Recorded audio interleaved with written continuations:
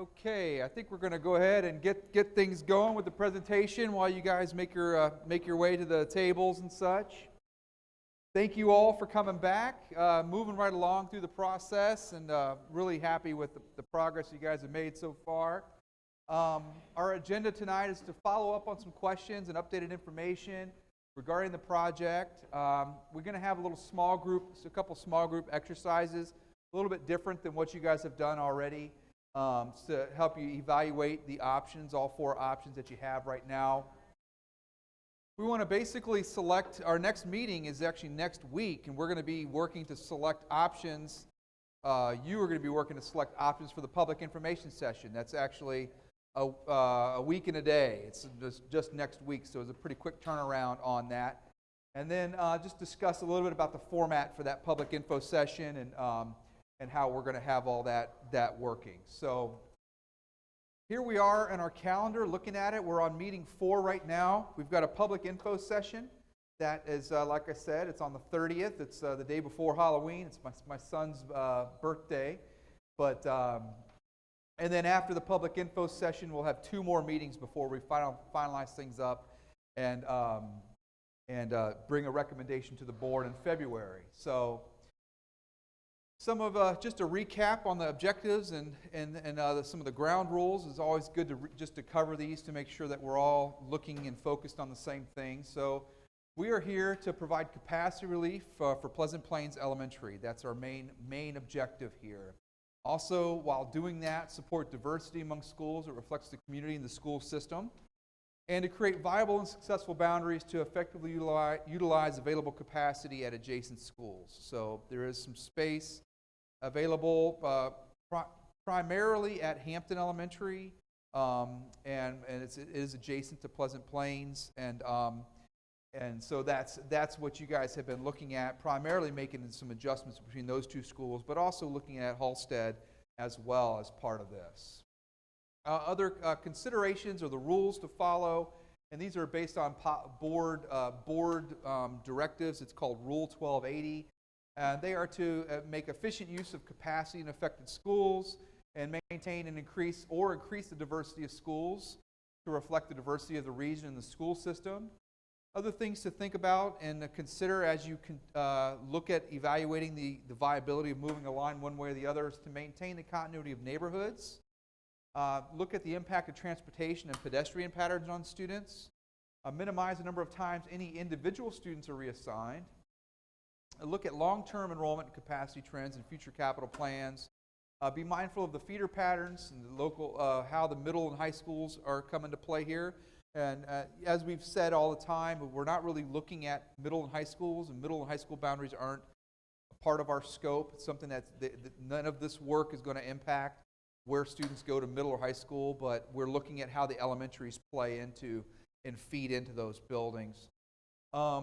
There's a high school consideration that really doesn't apply to us. And then additional considerations is to use geographic features such as railroads, creeks, and major highways as we look at moving lines. And it's best to draw lines along those major roads and other big either man-made or natural geographic features. That helps align with some of the other rules and transportation and things like that, and safety and security of the kids.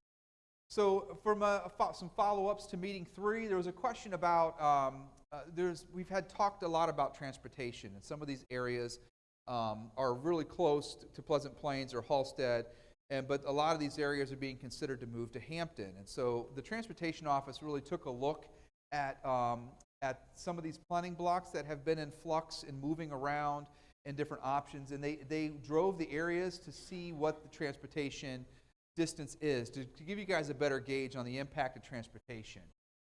Before I get into this left table, the right table shows the current ride times for Hampton Elementary range between 25 and 35 minutes. It's a fairly large zone, and some of the longer rides are 35, and some of the shorter ones are 25 minutes. Some of these planning blocks revolve around areas that have been considered to go to Hampton Elementary. And you can see that there are, and I could pull this back up when you guys go back and do your work and looking at things. But you could see that all of the times that if a planning block were to go to Hampton, it wouldn't create a time constraint that's longer than any current commute to Hampton Elementary. You could see anywhere from 10 to 35 minutes is basically what they've evaluated in some of these different planning blocks to be considered. I think this one right here is a planning block that we've looked at that's been evaluated to actually go from Pleasant Plains to Halstead. This is some of the planning blocks that encompass the cemetery, some of the areas to the east of the cemetery that are in Pleasant Plains.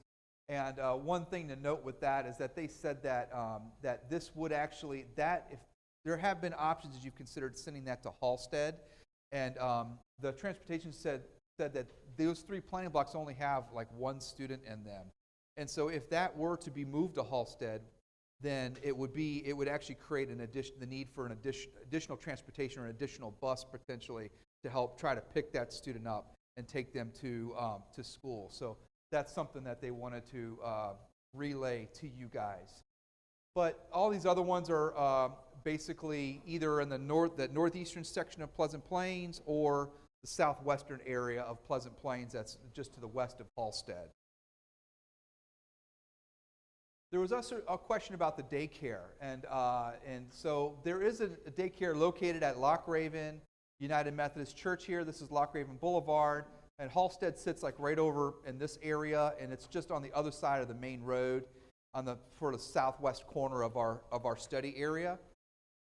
This daycare is served by BCPS Transportation as a pickup drop-off point to the home school, which is Halstead Academy. And as BCPS was researching this, they did say that the majority of students who participate in this daycare are living within the Halstead zone. Most of them live east of Loch Raven in the main zone for Halstead Academy. And per Rule 3410, BCPS will provide transportation from a child care provider when the child care facility is within the boundaries of the school district and transported to the area of the school. So that daycare has to be within the boundary in order for the BCPS to provide transportation to those students. With that said, I think that the district has been talking about this. If this zone does end up moving to Hampton, like some of the options do show, that the district would consider having a daycare at the actual school at Halstead Academy. Say again. Oh yes, let's get a.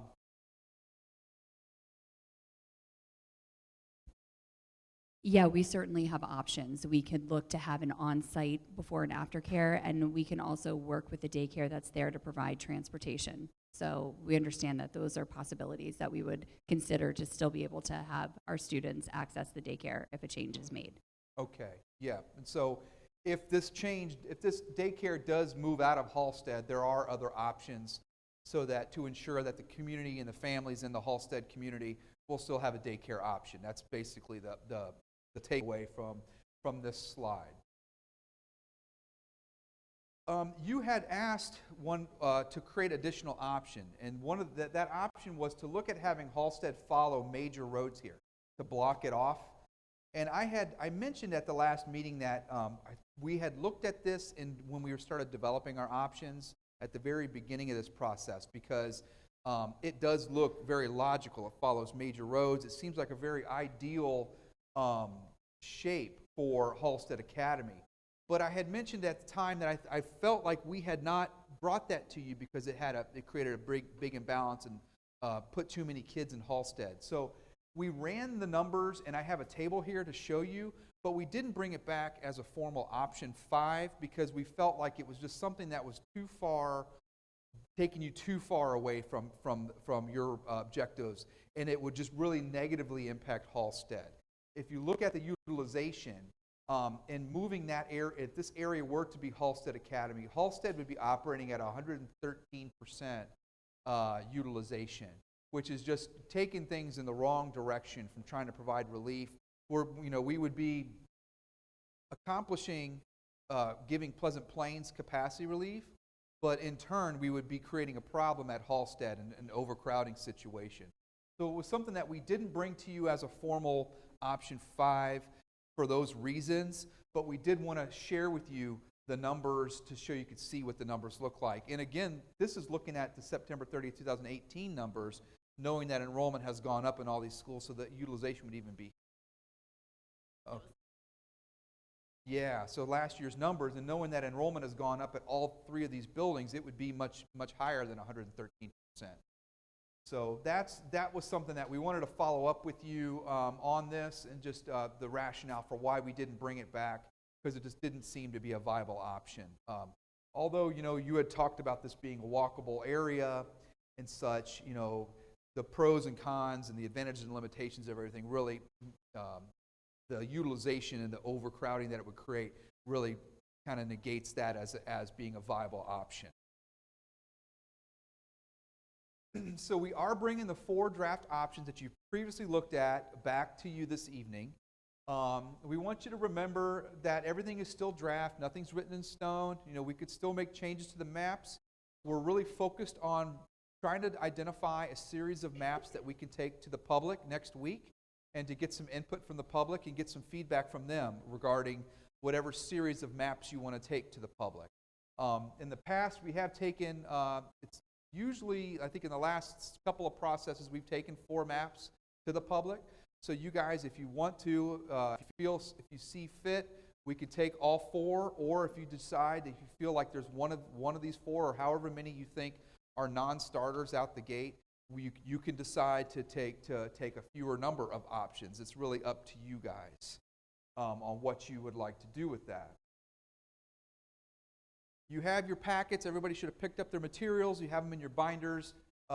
It's the same set of maps. I'm not even sure if we gave you another set of materials for tonight.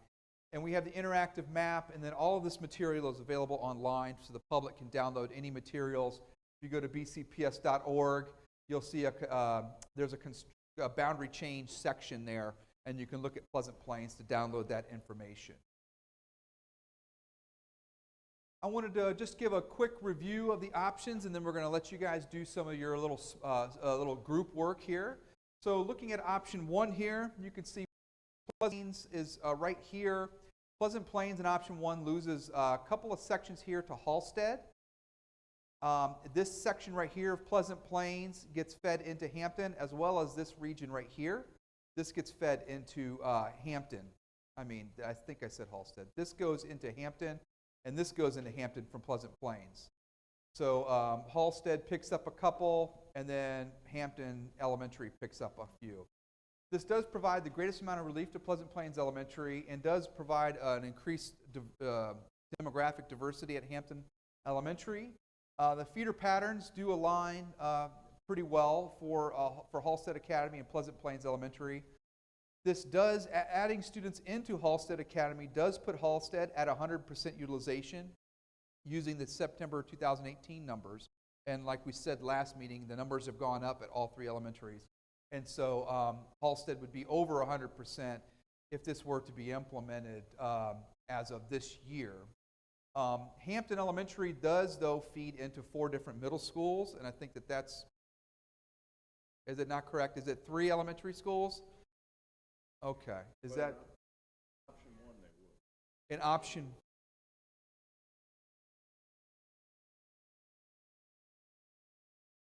I believe it's this. I believe it's this zone right here. Yeah, just with this option, it adds a different one. That's one of the limitations. Correct. Yes, ma'am. So that's option 1. Looking at option 2, it's a little bit different. This region still feeds into Hampton. This larger share of this western edge of Pleasant Plains feeds into Hampton. This area over here was the area that I was talking about transportation. This feeding into Halstead would create that additional bus, the need for additional bus, because it's just 1 student there. And so that's different from option 1. This area still comes from Pleasant Plains into Halstead, and then Halstead keeps this area right here, but this section of Halstead feeds into Hampton as well to balance utilization. This does have the best balance of utilization. All the schools are under 100%. The demographic diversity benefits are still identified for Hampton Elementary. And feeder patterns for Halstead and Pleasant Plains are still favorable, but this does impact the largest number of students as a limitation, and you still have the 4 feeder limitation for Hampton Elementary, which is basically this region feeding into Hampton. Option 3 doesn't move any of these areas from the southern border between Halstead and Pleasant Plains. None of this feeds into Halstead, so this boundary stays the same for Pleasant Plains and Halstead. Halstead doesn't lose any of this area right here, but this western edge of Pleasant Plains and this section right here from Pleasant Plains feeds into Hampton. This impacts the fewest number of students.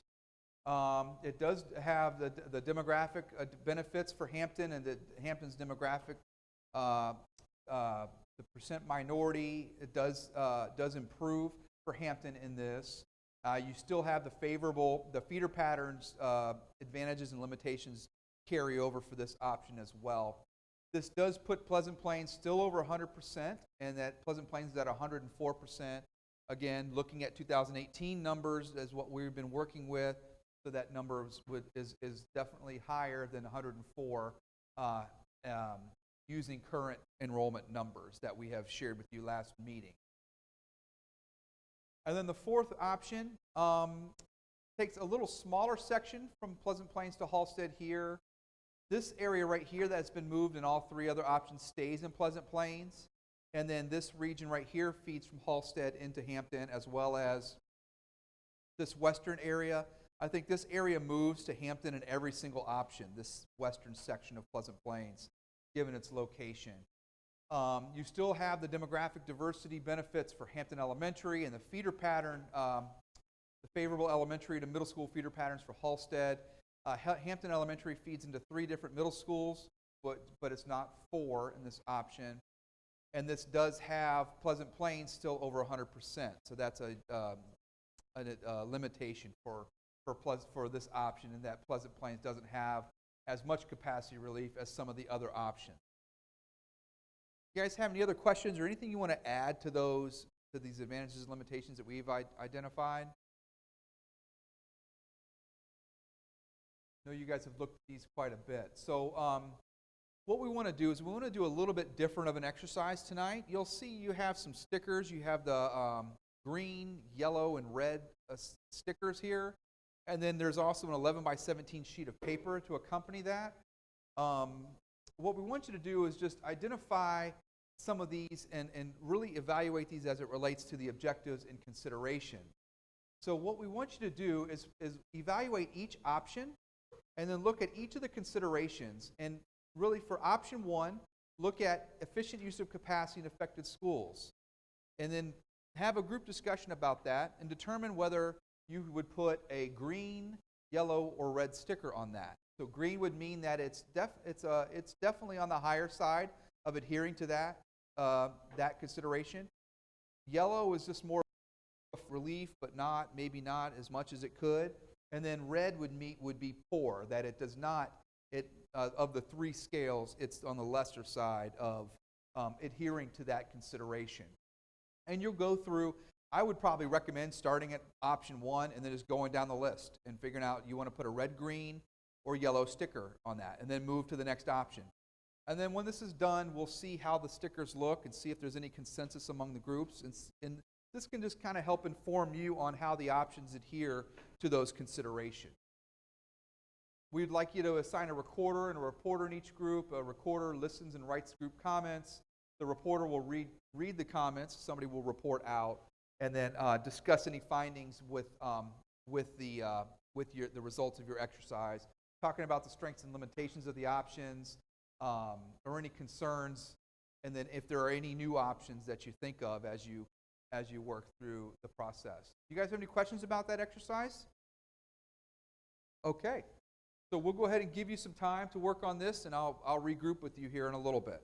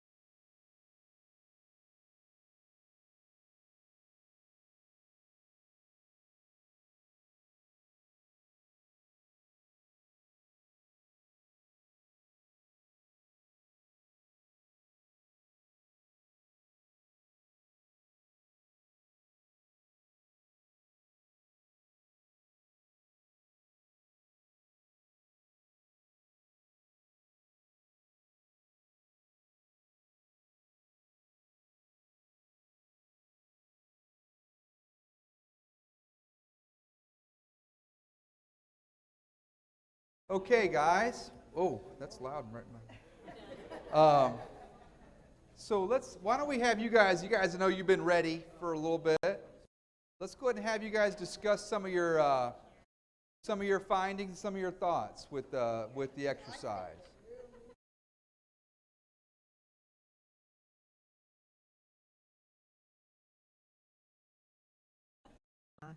Okay, what am I supposed to be saying? Just basically recap your discussion and Okay. if you could share, like, maybe come over here so that we can see the stickers from the other group can You see can them. hold this. Appreciate it. I'll talk. Here we go. I think our big takeaway is we decided pretty much all of the options address the diversity, do a good job of maintaining or increasing diversity for all 3 schools. Mixed bag on pretty much everything else. I think the neighborhoods, yeah. Yeah, so option 2, we had the most greens at 2 greens. And option 4 had the least reds with only 2 reds.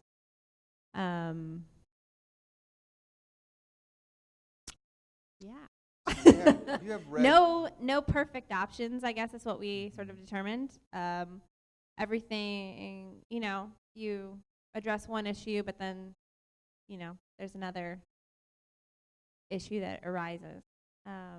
So, for example, I think one of the big things is when you reunify some neighborhoods, then you're causing other neighborhoods to have issues with transportation or pedestrian access, which is hard. And then same with the feeder patterns. It was similar that by addressing the feeder patterns, then you're also complicating the pedestrian and transportation issues. I noticed that you had the continuity of neighborhoods is red across the board. Is there a specific neighborhood that's consistent that made that? Well, yeah, drove so that was another one. So in a couple of the options, the apartment complex, which option was it? Where the apartment complex, I think option 4, does a better job of reunifying the specific apartment complex that's otherwise cut in half.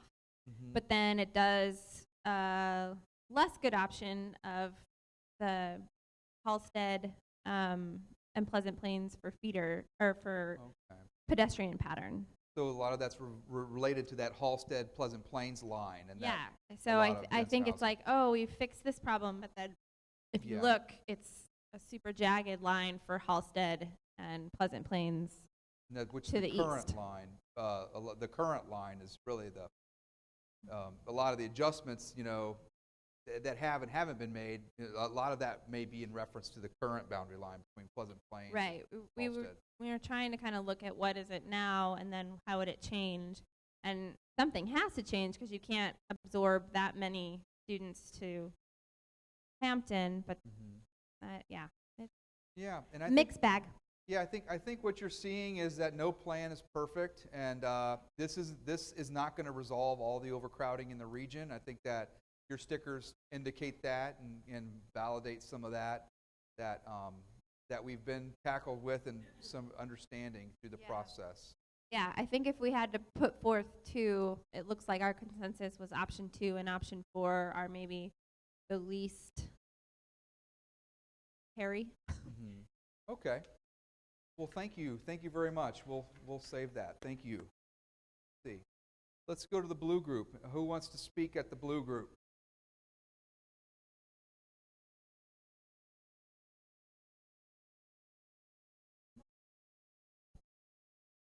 All right. So I think we agreed on a lot of things from the red group.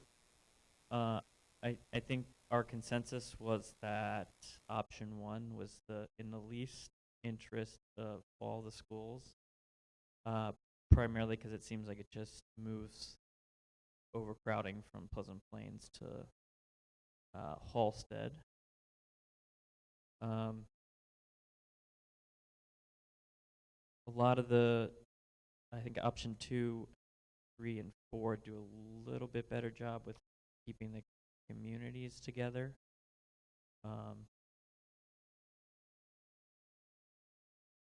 And our concern with option 2 is that potentially all 3 could be over capacity with the current and numbers and with continued growth. But I think in general we also agreed that maybe 2 and 4 were options so far of the 4.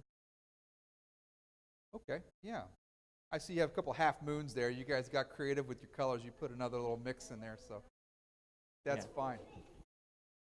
That's fine. That's fine. So that's good. So this is just kind of helps really orient you guys and guide you and look at how the options size up to the considerations and rules that the board is focused on and everybody else is focused on. So I think good work, and hopefully this will inform you in our next exercise. So we're doing the next exercise. You see you have little clickers with you. This is a nomination exercise. So the purpose of this is to determine which options we want to take to the public information session. So you guys have the ability, if you want to take all 4, you can do that. You don't have too many options. Or if you feel like you want to take a smaller number of options, you can certainly do that too. So we have a series of questions to ask you to kind of help determine where the group feels about this.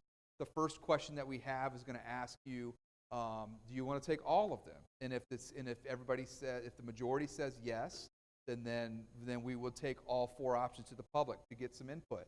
If the majority says no, then we'll start going through each option to determine which one we want to take to the public to get some additional feedback from the public. So, do you guys have any questions about that? It is pretty straightforward once you start to see it's either A or B and such. Okay, so let's go ahead and go into it. So the first question, or we'd like you to respond to, is all scenarios presented at tonight's meeting should be brought to the public information session. If you feel yes, click A. If you feel no, click B.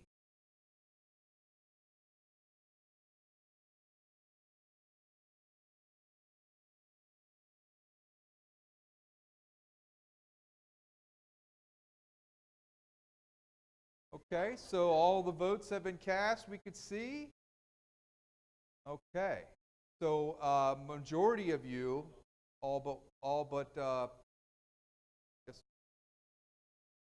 have indicated that you do not want to take all 4 to the public for input. So now we're going to go to our next series of questions, basically just to see where we are, to rule them out or to include it, and we'll see what the majority feels. Correct. This is not a recommendation. This is just to determine which options to take to the public next week. And then we'll continue our work after that at the next subsequent couple of meetings. So, scenario 1. Should scenario 1 go to the public information session? A for yes and B for no. Okay, votes have been cast. So the majority says no, that scenario 1 will not go to the public information session. Okay. What about scenario 2? Should scenario 2 be presented at the public information session? A is yes, and B would be no.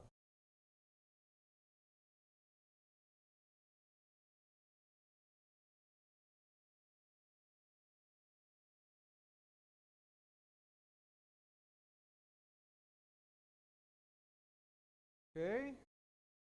Cast. So we have yes, that's the scenario 2 will be shared at the public information session. Let's look at scenario 3. Should scenario 3 be shared at the public information session? A is yes and B is no.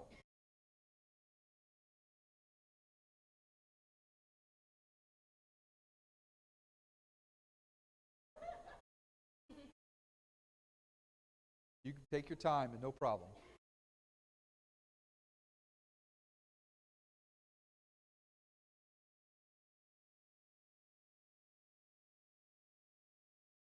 Okay, so the vote's been cast.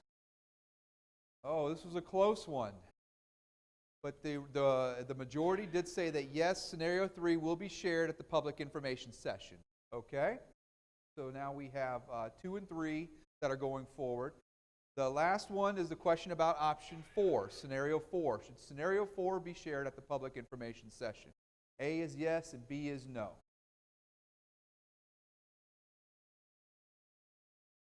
Okay, votes have been cast. So we have a majority said yes, that 4 will be shared. So as it sits now, we've got options 2, 3, and 4 going forth to the public. And option 1 will not make it to the public information session. Not to say that you can't reference that in the, as you move on to your next phase and looking at, components of option 1 that you think may be ideal. But so what we will do is we will take 2, 3, and 4 to the public info session. And what we typically do is we will rename them at this time. I think that we'll typically call it A, B, and C since we've been working with numbers at this point. And so option 2 will be A, option 3 will be B, and option 4 will be option C, okay? And all we're going to do is rename the options. We're not going to be doing other than renaming them so that the public doesn't say, hey, where's option 1? And, and just to avoid any confusion from people who may not go to the presentation. So I want to go over some of the logistics for the public info session for next week, okay? I believe it starts at 7 p.m. Is that right? Okay. So it'll start at 7 p.m. So we'd like you to arrive a little bit early. It's going to be here in this exact space. So we'd like you to please arrive at around 6:45. There's going to be a short presentation that I will present to the public, and then we're going to have a gallery walk format. So there's going to be some map stations, kind of like what you see over here that we've been doing for the public. We're going to put a couple of copies of those so the public members can come out and look at the maps. And you as committee members will be standing around the maps, answering questions and having conversations with members of the public, as well as myself. It's not an open mic type format, a presentation where the public comes in line and speaks publicly at a microphone. We've found that the best format of these is to have more of a gallery walk and then to open up a day. So we're going to have a survey that's kicked off that evening, and then it's going to be available in both English and Spanish, and it's going to just ask the public their input and have them provide input related to the 3 options. And then that survey is going to run all the way through November 30th, and then November 13th, I'm sorry. October 30th through November 13th. Thank you. And then once that deadline hits, we're going to download the survey results, put it into a summary report, and bring it back to you guys for your next committee meeting. That survey is available. You could take it on any device, any mobile device. And what this does is the presentation is going to be posted online as well as the survey. This enables people who can't come out to the public meetings if they're working late or whatever it may be. They can participate in this and give us input, even if they don't come to the meeting. We will not be feeding the committee that evening either. Is that correct? So make sure you guys come fed. Sorry about that. We won't have some good food that we've been providing at this particular meeting. Do you guys have any questions about that? Okay, so with that said, I think that just a reminder, it's from 7 to 8 p.m. Get here at 6:45, and after that, our next meeting will be Wednesday, November 20th at the same time, okay? So thank you guys very much. We'll see you next week, and have a good night and a good weekend.